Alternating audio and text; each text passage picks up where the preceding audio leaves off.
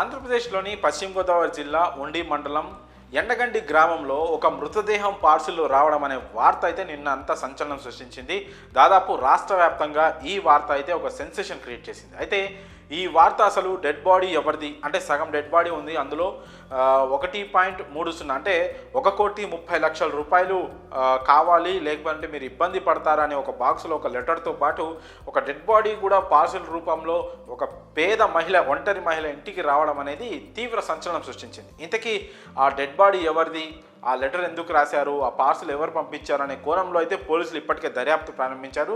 అయితే ఈ కేసులో లేటెస్ట్గా తెలుస్తున్న ఒక విషయం ఏంటంటే ఆ పార్సిల్ని ఆ తులసి అనే మహిళ అల్లుడు, చిన్నల్లుడు సుధీర్ పంపించి ఉంటాడని పోలీసులు అనుమానం వ్యక్తం చేస్తున్నారు. ఎందుకంటే ఆ పార్సిల్ని ఒక ఆటోలో తీసుకొచ్చారు. అయితే ఆ ఆటో డ్రైవర్ చెప్తున్న సమాచారం ప్రకారం ఆ పార్సిల్ని తనకు సదరు తులసి చిన్నల్లుడు సుధీర్ తనకు ఇచ్చినట్లుగా ప్రస్తుతం ఆటో డ్రైవర్ అయితే పోలీసులకు ఆ వివరాలు వెల్లడిస్తున్నాడు. అయితే ఈ క్రమంలోనే సుధీర్ ఎవరైతే ఆ ఇంటికి చిన్నల్లుడో అతనే ఈ పార్సిల్ ఒక డెడ్ బాడీని ఒక బాక్సులో పెట్టి ఒక లెటర్ పెట్టి 1,30,00,000 కావాలంటూ డిమాండ్ చేస్తూ ఆ బాక్సులో పెట్టి వాళ్ళ ఇంటికి పంపించడం జరిగింది. వాళ్ళని ఇబ్బందుల్లో పెట్టడానికో ఈ కేసుతో వాళ్ళని ఇందులోకి లాగడానికో ఎందుకో మరి కారణాలు అయితే పూర్తిగా తెలియరాలేదు. కానీ ఈ పార్సిల్ని అతన్నే పంపించాడని మాత్రం ప్రస్తుతం పోలీసులు అనుమానిస్తున్నారు. అయితే గతంలోనే అల్లుడికి అలాగే తన మామకి గొడవలు, విభేదాలు ఉన్నట్లుగా తెలుస్తూ ఉంది. అయితే ఈ విభేదాల కారణంగానే వాళ్ళని ఇబ్బంది పెట్టడానికే లేకపోతే వాళ్ళని ఈ కేసులో ఇరికించడానికో తెలియదు, కానీ సదరు సుధీర్ అనే వ్యక్తి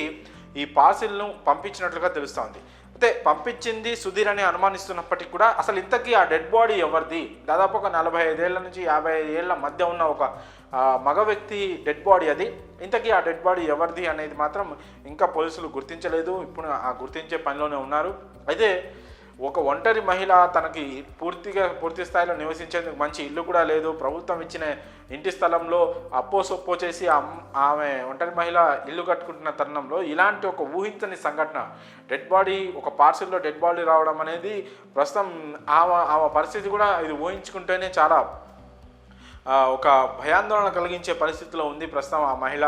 సో ఇలా ఒక ఒంటరి మహిళకి ఇలా డెడ్ బాడీని పార్సల్ రూపంలో పంపించాల్సిన అవసరం ఎవరికి ఉంది, ఇంతకీ ఆ డెడ్ బాడీ ఎవరిది, ఆ డెడ్ బాడీ అతను చనిపోయాడా లేదా అతన్ని హత్య చేసి అందులో పెట్టి పంపించారా, ఇలాంటి చాలా ఆసక్తికరమైన విషయాలు, అంటే ఒక సంచలనం సృష్టించే విషయాలన్నీ కూడా ఈ కేసుకి సంబంధించి ఉన్నాయి. మరి ఇందులో ఒక్కొక్కటిగా వెలుగులోకి వచ్చే అవకాశం ఉంది. ప్రస్తుతానికైతే పార్సిల్ని పంపింది ఆ ఇంటి చిన్నల్లుడు సుధీర్ అని పోలీసులు అయితే అనుమానం వ్యక్తం చేస్తున్నారు.